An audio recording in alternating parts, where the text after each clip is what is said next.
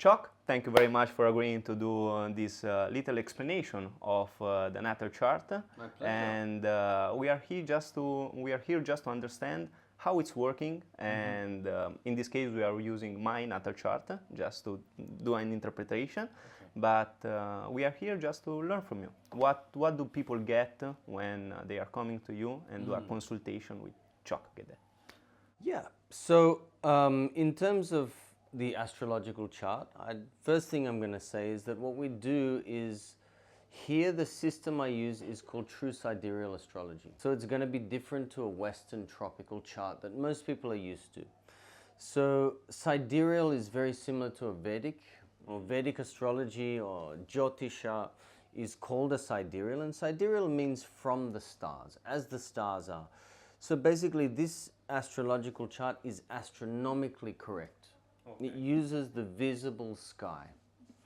So with a Western chart, the sign and planet placements in the signs are approximately 23.5 degrees ahead of time. Okay. So sometimes people hear this chart and it freaks them out because it's like, oh, everything's different. All the things I've identified with are very different. Some are similar.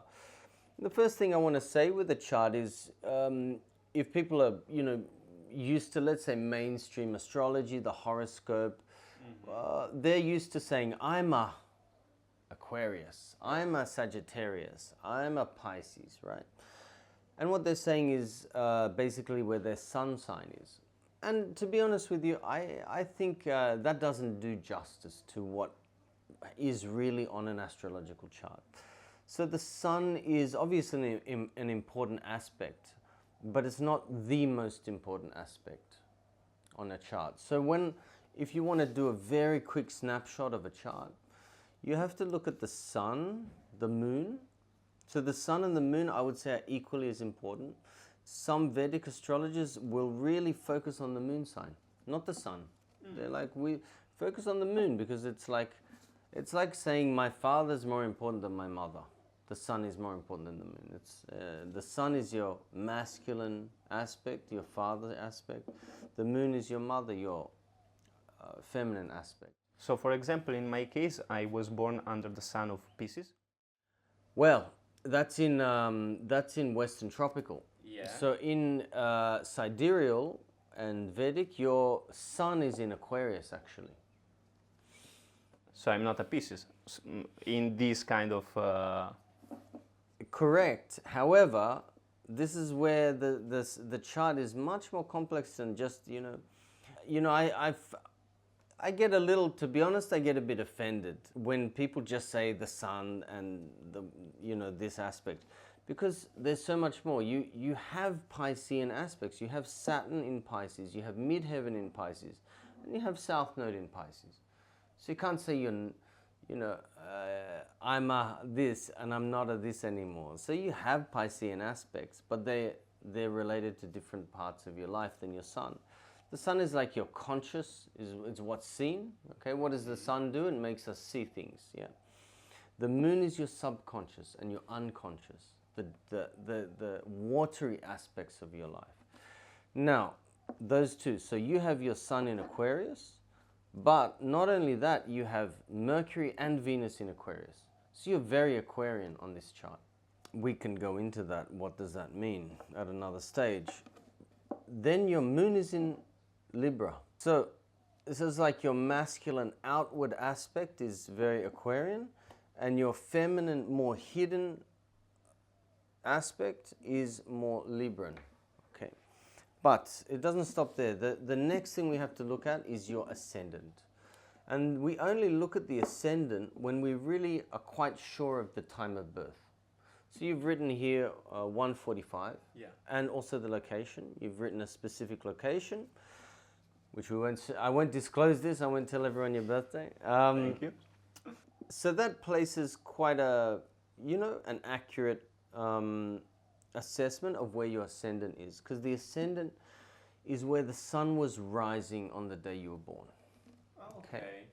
So the ascendant, and often people say, some astrologers will say, when you meet someone for the first time, you're meeting their ascendant. That's like the first impression someone has of you. Yeah. So your ascendant is in Gemini. Okay, again, coming back to different forms of astrology, in a lot of Vedic astrology, they will also place a lot of importance on the ascendant. They will actually say you're a Gemini because your ascendant's Gemini. Now, what does the ascendant mean? That means that the ascendant determines your chart ruler. The chart ruler. Chart ruler. The chart ruler is the ruling planet of the sign that your ascendant is in. Now, your ascendant, once again, is in Gemini. So that means the chart ruler is Mercury. So that then makes the planet Mercury very important in your chart, as important as the sun and as important as the moon. So these are like the three aspects of yourself. The outward aspect, the inner aspect, and then the aspect that you project onto the world. Yeah. Sometimes an astrologer will say your ascendant is what you're here to learn in life. Yeah. So again, Gemini, Mercury, this very mind. Yeah. Learning, teaching, sharing, communication. And then you bring that over to this Aquarian aspect where you have Mercury. Okay? So that just makes Aquarius even more important for you to learn. So if you were to say today, what can I take home from this? My first thing would say, learn about Aquarius. What does Aquarius represent?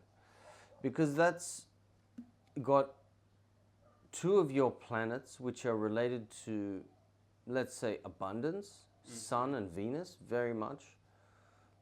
And then Mercury, your mind, your intellect, your conscious mind. Moon is also mind, but that's your subconscious, your unconscious, your automatic reactions, yeah, which is, the subconscious, psychologists say, determines 90% of your choices that you make. That's why practices, that work on consciousness and being present, mindfulness, these are trying to get more of this solar aspect, this consciousness aspect, because the subconscious, the unconscious is automatic reactions. Some of them are good, some of them not so good. So you want to really look at Aquarius as something to learn, and Aquarius is all about innovation, and it's the humanitarian. Yeah, I look at people like Mahatma Gandhi, for example, Martin Luther King, John Lennon. I don't know what their charts are, but they represent to me Aquarian qualities. The song Imagine. Listen to the song. John Lennon. Yeah. Listen to it over and over again. This is very Aquarian. Yeah. Yeah. So Aquarius is like a maverick. Yeah. In that they're always ahead of what's happening. Innovation. So whatever you're doing in the mainstream now probably won't work so well for you, because you'll always be thinking, there's something beyond, there's something beyond. It has to be better. There's a better way to do this. Another example of Aquarian thinking is like Steve Jobs. He didn't invent the computer, but he changed it. He changed how we use technology. Yeah. The iPhone, for example, the iPod, and it was, then one thing after another. So this is kind of like Aquarius as well. And again, it's not about good or bad, but Aquarius is about sharing. It's about humanitarian. It's about charity. It's about the people, What can I do to help the people? It's not about so much helping the elite, yeah.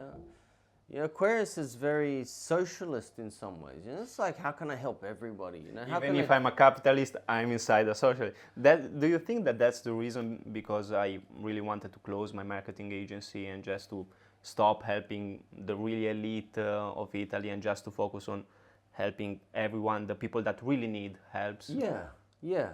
It's it's like you create a course. It's like what's happening with, say, YouTube and things like this, right? Or, online marketplaces, right? It's changing the status quo now. Before in the education, okay? What was it that made universities great was their libraries and their professors. Now things are changing. we have access to a lot of information from a lot of places. So the whole, Aquarius wants to disrupt the power structures so that we can evolve as the human race. It's very humanitarian. Always think of this. Yeah, and it's not about yourself. So it can be frustrating to be with people with a lot of Aquarian energy because they're like giving to so many people all the time. There's this side of them, yeah. But in the other way, they can be the genius, or sometimes they're the mad genius, They're like, what are you doing? This is crazy. This is madness. But in 10 years' time, it was happening, yeah. So when you should take it very seriously, if you get these insights in things you want to do that seem crazy, maybe that's actually what you should be doing. What seems crazy is my direction, practically. Now, coming back to this aspect with Libra moon, Libra is all about balance. So it's very different. Well, actually, interesting. It's also air. You have a lot of air in your chart. Actually, you have a lot of air. Mm-hmm. And what does it mean? Yeah. Well, firstly, air is wind. Air is thought. Air is mental energy. If there's too much of it, you become very ungrounded. Yeah, in the head, So you're going to need things like earth and water. Yeah. Maybe not too much fire, because what happens when you blow air on fire? Yeah. So you need to ground. And you have that as well. You have you have Mars and you have North Node and Chiron in Virgo, which is about healing. And it's about, things like nutrition, taking care of your body, natural remedies, this kind of stuff. And then you've got this Libra moon that wants you to be in balance. In a healthy expression, it's discerning. Should I do this? Should I not do this? Yeah. In an unhealthy way, it's procrastinating, vacillating, always thinking, going back, indecisive.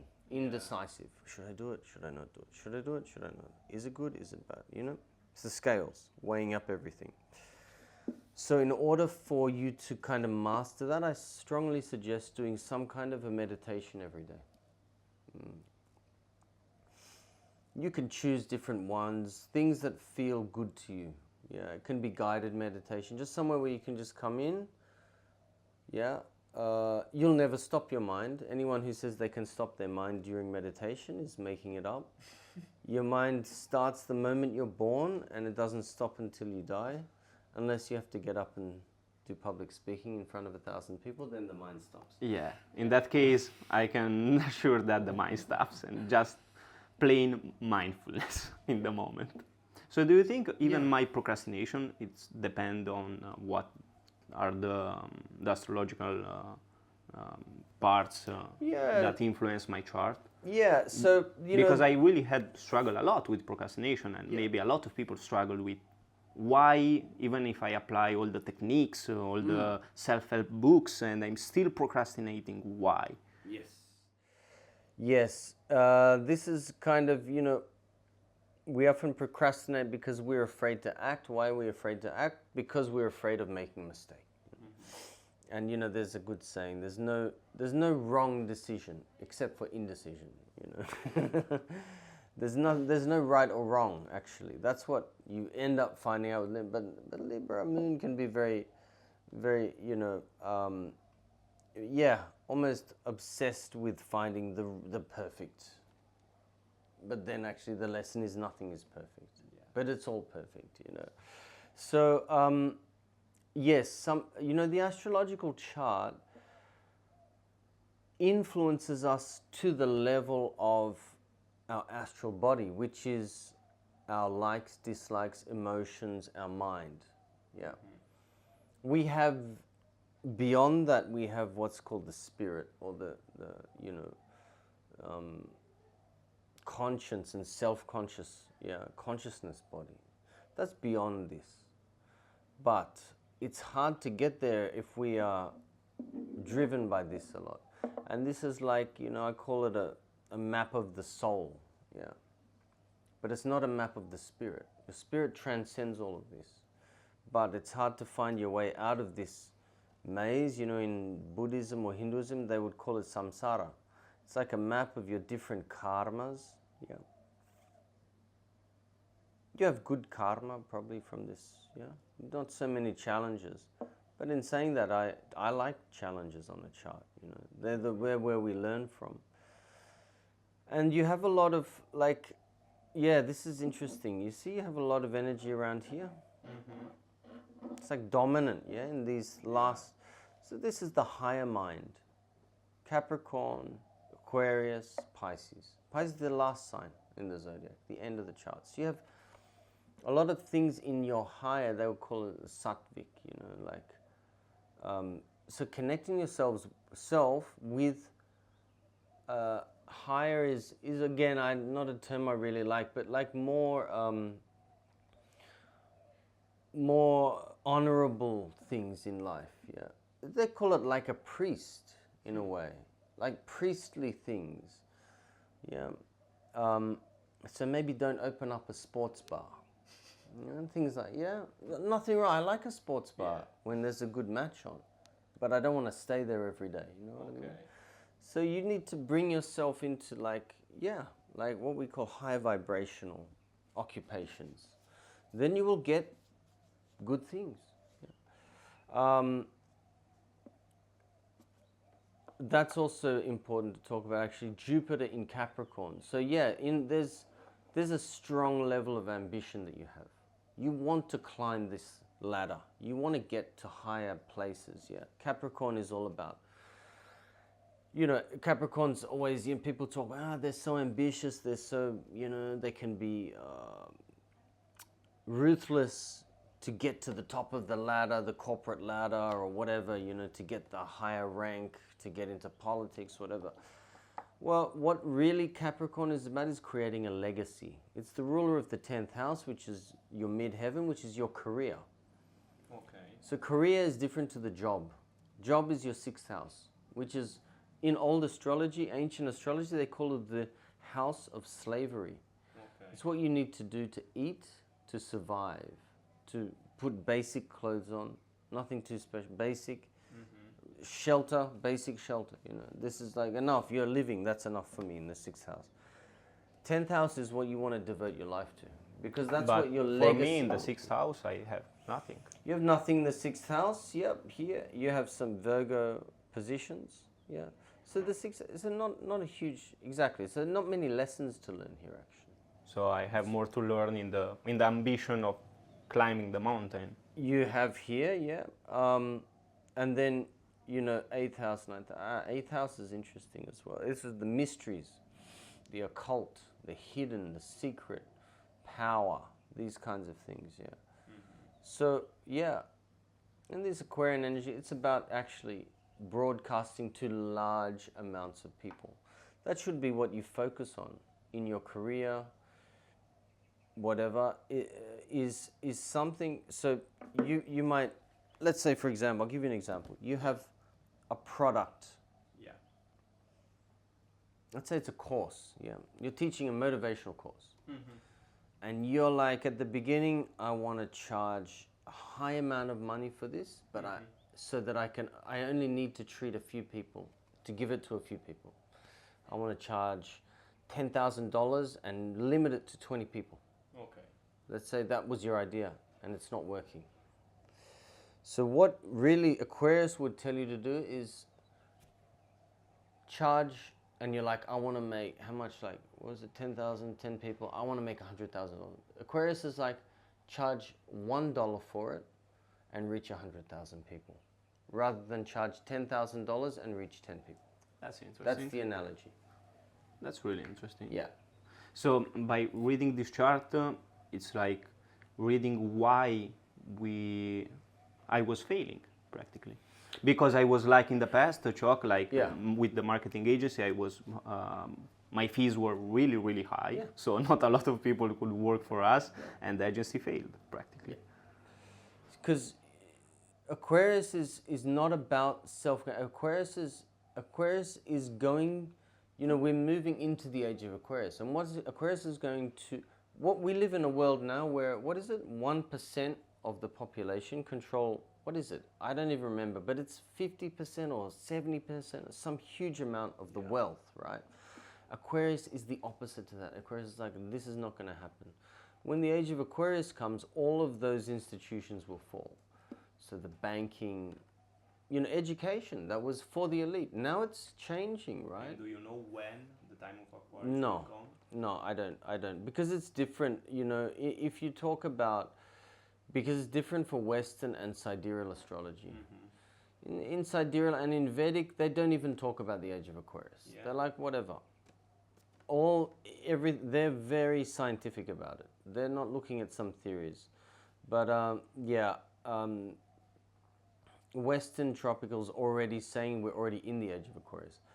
Western sidereal, which this is essentially a Western sidereal chart, says we have another 700 years to go. A lot of years ago. But we've already entered the 11th house, in a way. So you see how you've got the signs up here and then you've got the houses down here. The houses are what's happening on the earth. So in many ways, whatever, it's somewhere in the middle, I'd say. And we are basically, you can see it around you already. a lot of changes in the world. 100 years ago, not everybody could read. Yeah. Yeah. Now we can all read. Internet connection. 20, exactly, like I'm trying to think, how old am I now? God, let's not think about it. 30 years ago, right? If you had a mobile phone 34 years ago, whatever, you were like...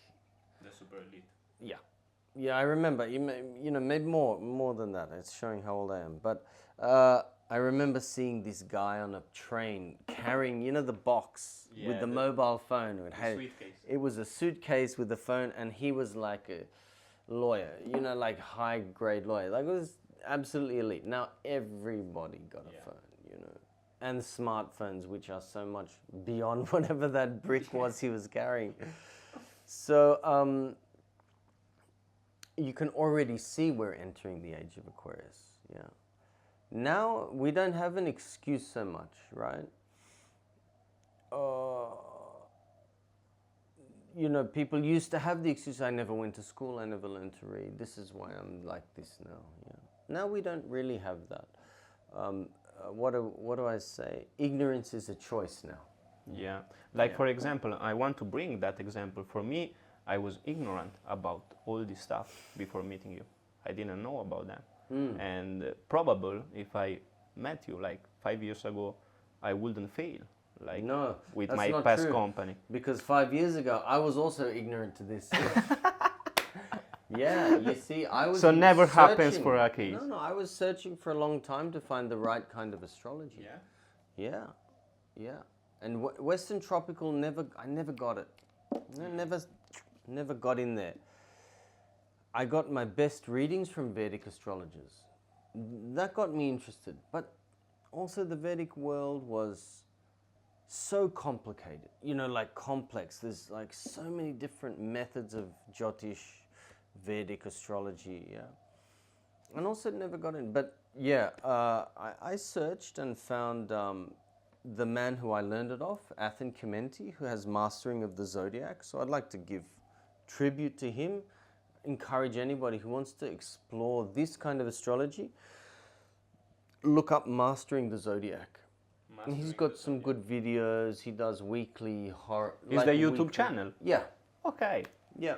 And he does sessions and stuff as well. Yeah. And like anybody who dedicates enough time and study to astrology, then they develop their own style. But we'll still always, usually we'll find a chart that we feel is good. And like many people say, if you find the right astrologer for you, they'll actually be intuitive. It doesn't matter what chart they use. There'll be things that ring true. Because at the end of the day, we need to really transcend this. But this gives us clues as to where our strengths are and where our weaknesses are. Why is it important? Because we're conditioned. As soon as you were born, you were conditioned, you were programmed by your parents, depending on whatever their social norms were. Then by school and the state, they programmed you. Yeah, for sure. Me too. I went to state schools. I didn't go to better than a private school. Private schools program you in a different way. For sure. Then you have this, and then so with this kind of reading, you can learn the code. You can learn your code, exactly. And there's other things. There's so many things out. Human design, which I find interesting as well. The gene keys. There's so many things now out there for us to access where we can learn aspects of ourselves. And you know what? Maybe all of it's wrong, but I still say, my saying is, even if astrology is completely inaccurate, at least it's an interesting map of psychological archetypes. That's interesting. So, for example, just to making people understand, just after you wrote my chart, what are your conclusions? Just like, okay, Raul, we have done the analysis. My conclusion for your chart is? No conclusion. If I say there's a conclusion to your chart, I've already done something that's completely against what this is all about. This is about potentials. This is just potentials. Yeah. There's no such thing as a conclusion. Maybe all of it's rubbish. Yeah. You should be led by your true self, firstly. That's the most important thing. The thing I would I would say for you is study Aquarius. Okay. Study humanitarian things. Embrace that side of you that wants to save the world. Because there is that, right? Yeah. And you know what? Not everyone has that. That's the other thing. We're all also brought up in this, all societies, they have this particular typology. You should be like this. You should be nice. You should be this. That's also not true for everybody. Some people, they're full of Aries energy. They're just like bulldozer, but they become incredible athletes, or they climb the highest mountains. But they're not very nice company to spend with. But you watch a movie about them, yeah, and you're like, oh my God. Like Free Solo. Amazing, you know. Yeah. So we're not all the same, you know. We don't all have to go and save the world. Yeah. But you could have a better chance at that than me. Yeah. I don't have any Aquarian energy. Yeah. Yeah. But also you're about reaching big audiences. Yeah. So then study people who did that in life. Read their books. We should all be reading a book every day. Every day. You know, I always have 2, 3, 4, 5 books on the go at once. Now I have 4 books that I'm reading at once. I'm still a novice. I have only 2. Okay, good. That's good. You know, and study and get inspired by what is Aquarius. And again, maybe you do something with it, maybe not, but you learned an aspect that, by the way, we have all of them in us anyway. We have all the planets in us. We have all the signs in us. Because all of them influence us in a certain way. They're all up there in the sky. And if anyone says, and again, I don't argue, I'm like, okay, if you don't believe astrology, that's good. That's fine, actually. But they're interesting archetypes psychologically to examine. Nobody could argue with that. So, who do you suggest to do like a reading with you? What kind of people, in your opinion, needs like a reading or a consultation with you, just to understand? Because in the Western world, we are not experts. We don't have the time, or we have a lot of excuses, or perhaps we don't know about that. So, who are the people that, in your opinion, are like, okay, you will need that? Yeah, I would say anybody who's firstly having health issues. Okay. Physical, mental, emotional health issues. That's, you know, the reason I do this kind of astrology was actually originally to help people medically, medical astrology. Because astrology is indicated in about 50% of people who have something going on. Again, that's not a scientific figure, yeah, that's my own observations. Second person would be people who feel they're having constant relationship problems. Yeah. Yeah. Or family. and it can be anything. It can be romantic relationships, relationships with their family, friends, you know, feel they're having something there. Thirdly would be people undergoing career change, life change, feeling that they're just stuck in life. Why isn't this working? Why isn't, you know, I skip from job to job, I do this, I do that. Why does nothing feel that it sticks? And, you know, people who are looking to find their life calling, essentially, what they want to devote their life to. Because they don't know it yet. So you can help them just by giving indication, not answers, but indication, clues. Yeah, exactly. But, you know, they have to be the type of person who's also willing to explore, you know, willing to, you know, to seek, let's say, a more, again, I don't want to use the word higher, it's like a more integrated version of themselves. Mm-hmm. Yeah. And I always say, you know, my disclaimer is I never give financial, career, relationship, or real estate advice. But, you know, people will often make certain decisions there. Mm-hmm. Yeah. And if I was to do a more in-depth, I would actually do a kinesiology muscle test and work out which area of the chart really the person needs to work on for the next few months. Yeah. Okay. And something like that, you can do it even online? Yes. Okay. So if someone from Italy, Australia, that doesn't have the occasion to come here in Ubud in Indonesia, they can just book a call from our website, Tirtausada, book a video call, and then you can do that. And also the kinesiology.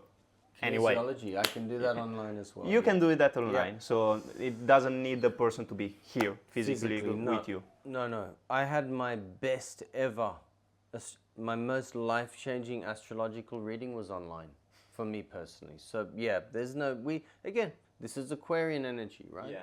We have the access to this kind of technology that connect us all over the world. So for the people who are watching, they can just click the link that they will find under this video, and just to book a session with Tjok Gde. Just, I have to say, from my words, after seeing you different times, just life-changing. So thank you very much, Tjok, for your time, for your analysis, and see you next time. Thank you, Raul. Thank you very much.